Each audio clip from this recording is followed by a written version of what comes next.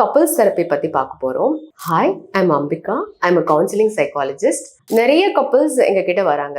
Miss understanding இருக்கு, சண்டைகள் நடக்குது, இதுலேருந்து எப்படி வெளியே வர்றது, எப்படி புரிஞ்சிக்கிறது அப்படின்னு சொல்லிட்டு நிறைய பேர் கேட்டு வராங்க. இந்த இடத்துல நாங்கள் யூஸ் பண்றது காட்மேன்ஸ் 7 research based techniques making marriage work. இது வந்து ஒரு ரிசர்ச் பேஸ்டு டெக்னிக்.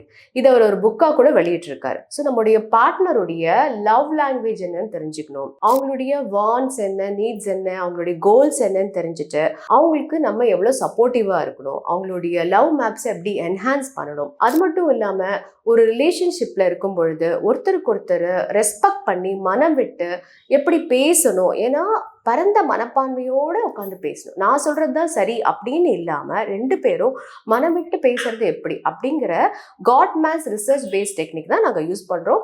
இதை அவர் ஒரு புக்காக கூட வெளியிட்டிருக்காரு. டைம் கிடைக்கும் போது படிச்சு பாருங்க. திருவள்ளுவர் சொன்ன மாதிரி அன்பும் மரணம் உடைத்தாயின் இல்வாழ்க்கை பண்பும் பயனும் அதுங்கிறத நம்ம ஃபாலோ பண்ணிக்கலாம். நன்றி.